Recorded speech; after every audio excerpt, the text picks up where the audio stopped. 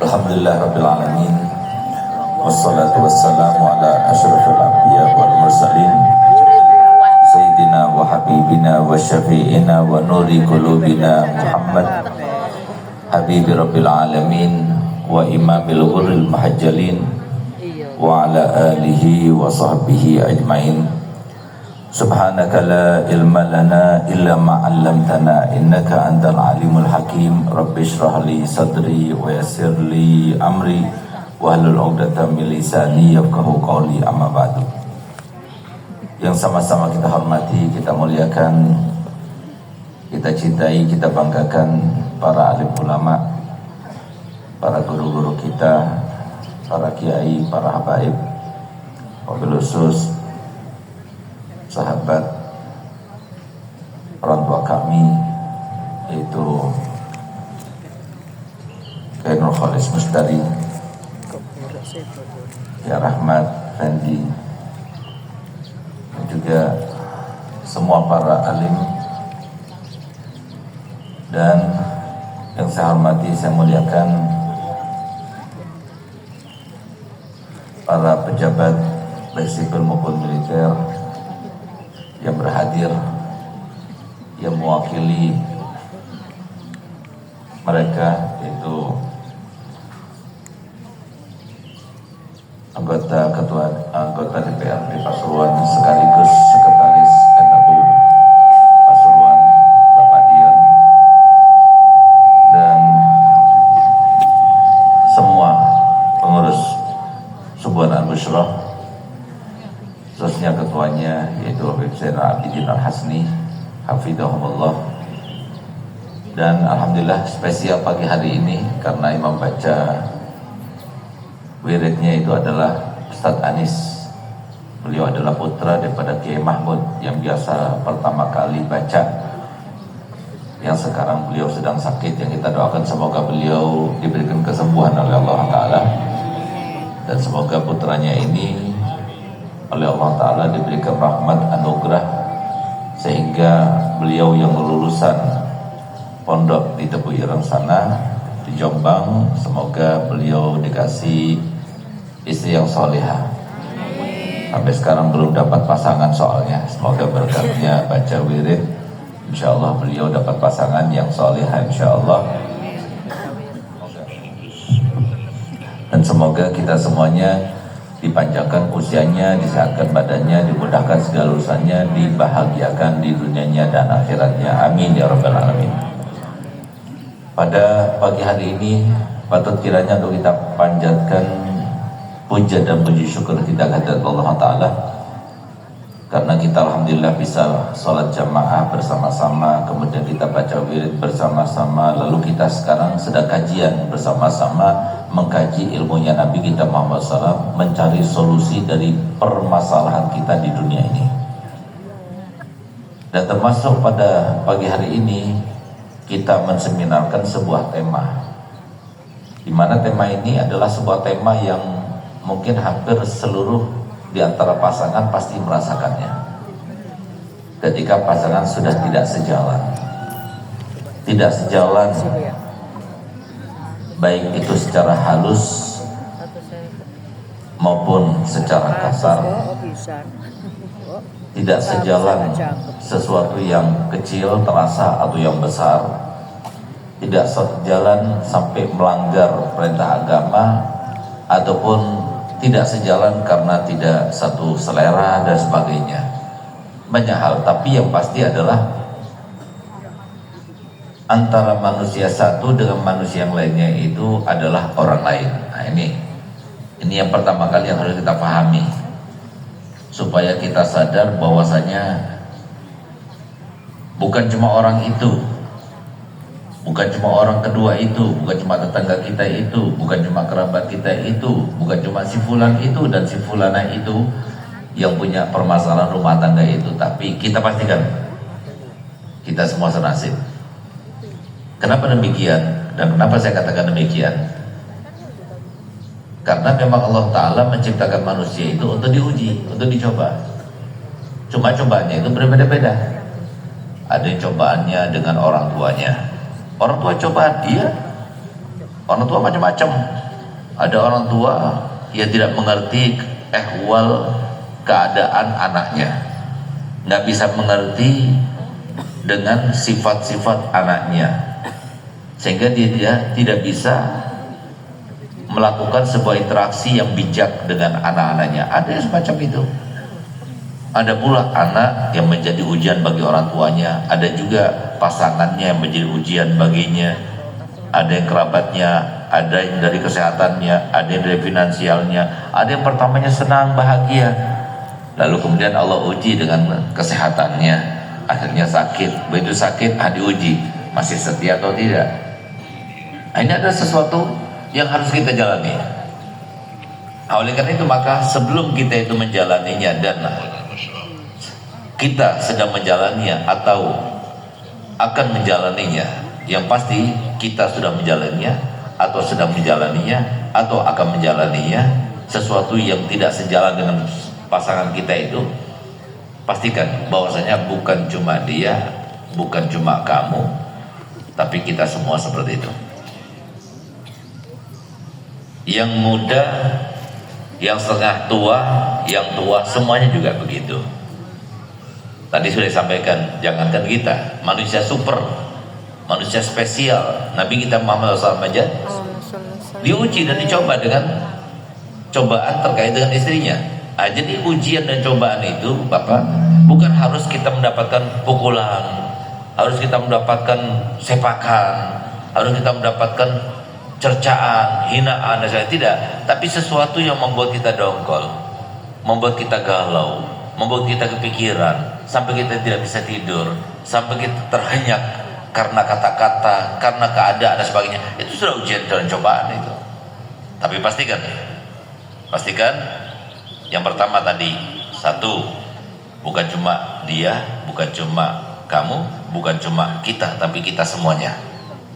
Dua, pastikan ketika kita sudah merasa lelah dengan ujian dan cobaan itu, tambah lelah, tambah renyuh, tanpa kita masuk di dalam permasalahan tersebut, sampai-sampai kita sudah mengatakan, ya Allah, kalau memang sudah yang terbaik aku ini meninggal, ya sudah, ambil saja nyawaku. Insya Allah masing-masing di antara kita sudah pernah mengatakan demikian. Nah, jadi jangan langsung minta matinya. Tapi kata Nabi SAW, fa in kana la budda, kalau semua harus kita minta mati. Kapan itu? Kalau sudah cobaan itu sudah terasa berat betul, maka kata Nabi SAW, jangan langsung minta mati. Tapi kita katakan, ya Allah, jika seumpama kematian itu lebih baik dariku untukku, maka ambillah nyawaku. Tapi kalau seumpama kematian itu tidak lebih baik dariku, maka panjangkan usiaku dan rubahlah keadaanku menjadi lebih baik. Nah, itu doa yang diajarkan Nabi kita Muhammad SAW. Jangan cuma dari satu sisi, udah biar mati saja, apalagi sampai kita melakukan sesuatu yang menyebabkan kita kematian. Jangan, itu bukan ajaran Nabi kita Muhammad SAW. Jadi ketahui, ketika kita sudah tidak kuat, hanyut dalam permasalahan itulah, disitulah kita ingat hadisnya Nabi SAW. Bukan cuma hadisnya Nabi cuma meriwayatkan, karena itu langsung firman Allah Ta'ala yang diriwayatkan oleh Nabi SAW, namanya hadis Qudsi. Apa kata Allah Ta'ala, firman Allah Ta'ala dalam hadis Qudsi tersebut, ana indal munkasirati qulubuhum min ajli. Aku, kata Allah Ta'ala, berada di dalam hati-hati yang pada saat itu dia itu hancur binasa, hancur luluh lantah hatinya karena aku. Kita sakit karena perkataan, kita sakit karena keadaan, hati kita yang sakit. Di saat itulah Allah Ta'ala bersama kita. Di saat itulah kalau kita memohon pada Allah Ta'ala, itu Allah kabulkan. Di saat itulah kalau kita mau mendekat pada Allah Ta'ala, Allah dekatkan. Di saat itulah kalau seumpama kita ingin dapatkan pahala dari Allah Ta'ala, Allah berikan pahala sebanyak-banyaknya. Itu yang dituduh oleh Allah Ta'ala. Itu adalah puncak nikmatnya, kenikmatan yang harusnya kita rasakan. Tapi selama kita masih belum sampai kepada orang yang beriman dan bertakwa, selama itu pula itu akan dijadikan seakan-akan itu adalah sebuah hambatan, sebuah halangan, sebuah siksaan. Padahal ingat-ingat lagi yang ketiga. Apa itu yang ketiga? Ujian dan cobaan yang terjadi dari pasangan kita, baik suami maupun istri, dari mulai yang ringan sampai yang berat. Dan ingat, tidak ada yang serba kebetulan, tapi semuanya sudah serba direncanakan. Nanti kita akan bahas bagaimana respon kita kalau ternyata sebuah apresiasi atau sebuah respon yang terjadi itu tidak sejalan, itu parah. Apa yang harus kita lakukan? Kita akan bahas. Tapi lihat, bagaimana ketika kita sudah diuji dengan ujian dan cobaan, dan kita merasakan itu sudah berat, yang ketiga yang harus kita rasakan adalah ujian dan cobaan itu adalah surat cintanya Allah untuk kita semuanya. Selama kita masih belum menanjak keimanan yang mendekati kesempurnaan, selama itu pula kita akan merasakan itu berat. Tapi kalau sudah kita sampai kepada keimanan yang mendekati kesempurnaan, kita merasakan nikmat. Senikmat orang-orang yang diceritakan oleh Nabi kita Muhammad SAW kelak. Jadi kita akan merasakan nikmat ini. Kapan nikmat itu kita merasakan? Kalau nggak sekarang di dunia, dan semoga kita merasakan di dunia sehingga kita merasa tatma'innu bil qulub. Jadi tatma'innul qulub bil iman itu di dunia bisa kita rasakan kalau kita sudah mendekati kesempurnaan iman. Tambah iman, tambah sempurna. Tambah sempurna keimanan, maka tambah tenang kita untuk menghadapi keadaan. Kalau semua itu tidak terjadi, nanti di akhirat akan kita rasakan. Apa itu? Nabi SAW mengatakan tidak ada seorang pun di antara kalian kecuali nanti di akhirat akan Allah tunjukkan semua amal dan pahalanya. Sehingga dikatakan ini loh sholat dan pahala, ini loh puasa yang kamu lakukan dan pahalanya, ini loh sedekah yang kamu lakukan dan pahalanya, ini loh, semua ada label-labelnya. Sampai pada akhirnya ada satu pahala yang sangat besar, bahkan paling besar di antara pahala-pahala yang ditujukan Allah Ta'ala, tapi nggak ada labelnya. Hingga kemudian dia bertanya kepada Allah, ya Rabb, ini juga punya aku, beliau itu punya kamu, pahala apa ya Rabb? Nggak ada labelnya. Maka kemudian Allah Ta'ala menjawab pertanyaan hambanya tersebut, ini adalah pahala kamu ketika aku uji kamu, tapi kamu sabar menjalaninya. Di saat itulah kemudian orang itu sebagaimana diceritakan oleh Nabi kita Muhammad SAW berangan-angan. Apa isi angan-angannya? Andai kata ya Allah, dari semenjak engkau lahirkan aku sampai aku meninggal selalu diuji dengan ujian-ujian yang berat, aku sabar menjalaninya, alangkah senangnya aku sekarang ini. Jadi tunggu sampai iman kita mendekati kesempurnaan, kita akan merasakan nikmat di dunia, atau tunggu nanti. Yang pasti yang menentukan yaitu Allah SWT, zat yang maha profesional. Nggak mungkin kita diuji dan dicoba dengan cobaan yang tidak kita mampu untuk menjalankannya. Nggak mungkin. Pasti kita mampu untuk menjalankannya. Kalau ada permasalahan, jangan kita lari dari permasalahan. Duduk. Saya masih teringat bagaimana orang bijak mengatakan kalau ada permasalahan rumah tangga jangan sampai lewat lebih dari 5 menit. Itu baik sekali. Karena apa? Karena permasalahan rumah tangga adalah salah satu sasaran daripada sasaran setan. Segala sesuatu dimulai dari rumah tangga. Permasalahan yang besar dimulai dari rumah tangga. Orang stres dan sebagainya dimulai dari rumah tangga. Baik itu dari orang tua, dari suami, istri, anak dan sebagainya, itu berangkat dari rumah tangga. Jadi hampir dikatakan permasalahan di dalam diri manusia itu 60% lebih berangkatnya daripada rumah tangga. Oleh karena itu, kalau seumpama hal itu sudah terjadi kepada kita, jangan kita lari dari masalah, tapi duduk selesaikan masalah. Dari mulai hal yang ringan sampai yang berat. Kalau yang ringan kita maafkan, karena sifat kita adalah alpa dan salah. Itu sifat manusia semuanya. Nggak mungkin ada seorang manusia yang tidak mungkin salah seumur hidupnya. Pasti ada salah ngomong, salah tindak. Tapi kita selalu diberikan solusi oleh Nabi SAW ketika kita sudah berbuat salah. Apa itu?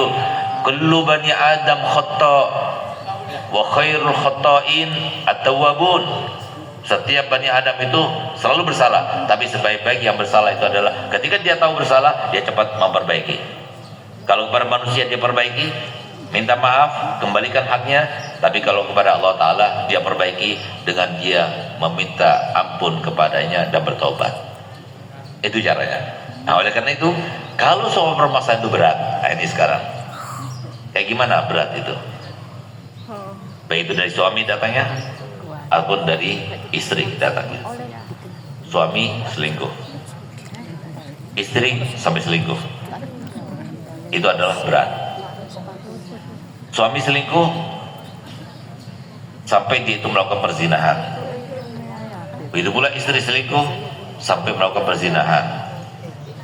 Kalau sudah sampai ke batas itu, maka tinggal kembali kepada pasangan tersebut, mau diteruskan atau mau dihentikan. Sudah boleh bagi pasangan itu untuk berpisah karena sebab itu. Karena itu adalah sebab yang begitu mendalam sehingga akan dirasakan di masa-masa yang akan datang, dari mulai sekarang sampai masa yang akan datang. Oleh karenanya Islam itu mengajarkan kepada kita untuk menjauhi hal-hal yang menjurus kepada hal yang semacam itu. Sehingga Allah Ta'ala firman, wala taqrabuz zina innahu kana fahisyatan wa sa'a sabila. Jangan kau dekati perzinahan, mendekati saja jangan, apalagi sampai berzina. Jadi segala sesuatu yang mendekati atau sesuatu pekerjaan, suatu perkataan yang mendekatkan kita kepada perbuatan zina, kita jauhi. Karena sebab ini. Tapi kalau sudah terjadi, maka masing-masing pasangan baik suami maupun istri mempunyai hak untuk berpisah. Artinya dalam kategori tidak berdosa kalau dia ceraikan suami, tidak berdosa bagi istri kalau minta cerai. Karena memang itu adalah suatu masalah yang besar. Bukan berarti kita itu ngasih solusi yang salah, tidak. Tapi ya seperti itu. Nah, tapi kalau sama dia itu sabar, ya nggak apa-apa demi anak-anak dan sebagainya. Tapi kalau dia nggak sabar, ya sudah boleh minta cerai baik-baik dan sebagainya. Berarti ini sudah tidak sejalan, dan jalan tidak sejalannya sudah parah kalau sudah semacam itu. Tapi baik-baik, ada jalannya semuanya di dalam Islam. Karena meminta tolak, meminta cerai itu dosa besar. Istri minta cerai karena hal-hal sedikit minta cerai, hal-hal sedikit minta pulangkan ke rumah, hal-hal sedikit dia telepon ke orang tua dan sebagainya. Itu termasuk dosa besar. Jadi kalau sudah kita menikah, selesaikan masalah sendiri, jangan libatkan orang lain. Kecuali kalau kita datang kepada seorang guru, seorang ustadz, untuk kita itu mencari tahu solusinya bagaimana, apa yang harus kita lakukan, itu tidak masalah. Tapi kalau kita menjadikan seseorang ketiga datang mencampuri urusan rumah tangga, itu salah. Jadi enggak mertua yang masuk, enggak orang tua yang masuk, itu yang baik kita jalani sama-sama. Apalagi kalau sudah punya anak. Oleh karena itu, maka Nabi kita Muhammad SAW bersabda memang bahwasanya kalau sudah terjadi perceraian, maka yang namanya arsy Allah bergoncang karenanya. Jangan sampai terjadi kecuali kalau terpaksa. Kapan terpaksa? Ini satu, suami kan menafkahi, dia sudah tidak mampu lagi untuk menafkahi, ceraikan. Jangan sampai kita menanggung beban, kita nggak bisa menafkahi, lalu tetap kita itu pelihara anak orang sebagai istri kita sementara kita tidak mampu. Jangan. Kedua, ketika sudah tidak sejalan dan jalannya itu tidak sejalannya parah seperti tadi. Yang ketiga, ketika dia sudah tidak tahan lagi dengan sifat pasangan, bahkan dia tidak rela mengeluarkan nafkah secara dohir itu dari hatinya karena memang tidak sejalan, sifatnya tidak baik dan sebagainya, sudah boleh si suami menceraikan, si istri minta cerai kepada suaminya. Selain daripada itu, hukumnya dosa besar kalau si istri meminta tolak kepada suaminya. Kata Nabi, ayyumamro'atin tolabat min zawjiha at-tolaqa min ghairi ba'sin hurimat alaiha ra'ihatul jannah. Kata Nabi, perempuan mana saja yang meminta tolak tanpa ada permasalahan yang diperbolehkan dalam agama, dalam syariat, maka berarti dia telah melakukan sesuatu sebab yang karenanya Allah akan haramkan baunya surga, apalagi sampai masuk surga. Makanya kata ulama, dosanya itu dosa besar. Sabar, jangan kita menyangka bahwasanya itu tidak kebetulan.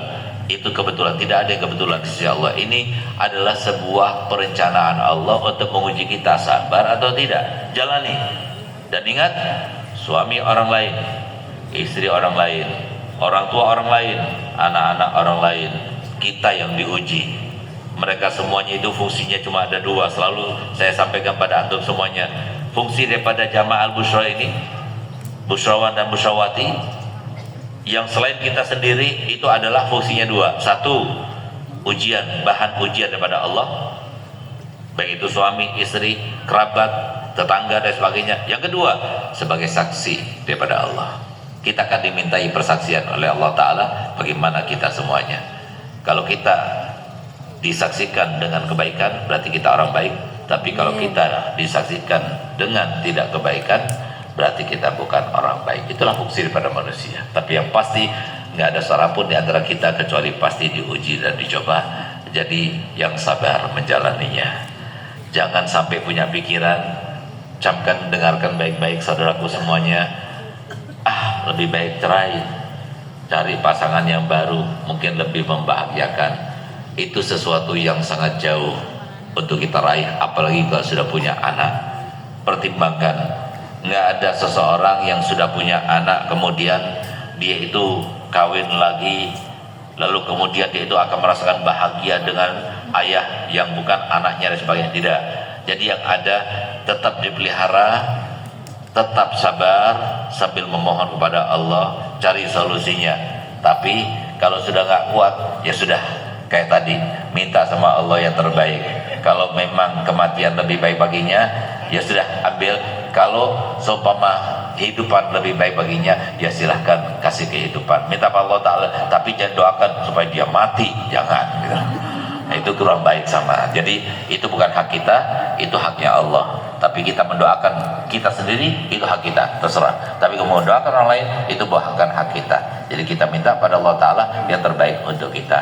Nah, jadi seperti itu. Semoga dimengerti dan semoga kita semuanya diberikan kelanggengan. Jadi Allah Ta'ala sesuai dengan firman disampaikan oleh beliau Ananda Habib Alwi tadi, litaskunu ilaiha wa ja'ala bainakum mawaddatan wa rahmah. Litaskunu itu fi'il mudhari'. Artinya apa? Kalau nggak sekarang dapat ketenangan, ya setahun lagi. Kalau nggak setahun lagi dapat ketenangan, ya 2 tahun lagi. Kalau nggak 2 tahun lagi, ya 3 tahun lagi. Yang sabar. Tapi yang pasti, kalau pasangan itu saling mengerti, saling melengkapi, pasrah kepada Allah, mempunyai keyakinan bahwa tidak ada yang serba kebetulan, tapi sudah direncanakan, memang ini jodohnya. Dan semua orang memang diuji dengan pasangannya. Ya sudah, nanti suatu waktu kalau sudah pasrah pada Allah semacam itu, Allah akan berikan wa ja'ala bainakum mawaddatan wa rahmah. Nah, itulah hakikat daripada rumah tangga. Rumah tangga itu seni. Yang berhasil adalah sampai mati berdua, tetap menjaga satu jalan untuk mencari ridhonya Allah. Nah, ridho Allah itu nggak mudah, sulit sekali untuk mendapatkannya. Kalau mudah mendapatkannya, semuanya jadi wali. Wali itu terbatas jumlahnya. Jadi sabar ya bapak-bapak, ibu-ibu semuanya. Bukan cuma antum saja yang diuji, tapi kita semuanya diuji dan dicoba. Ayo sama-sama kita sabar. Di dalam rumah tangga itu yang terbaik, yang terbesar untuk kita mendapatkan pahala daripada Allah Ta'ala. Ayo kita jalani sesuai dengan ajaran Nabi kita Muhammad SAW. Dan semoga kita bisa menjalaninya dengan sabar, tanpa ada respon yang keluar daripada syariat daripada Nabi kita Muhammad SAW. Amin ya rabbal alamin.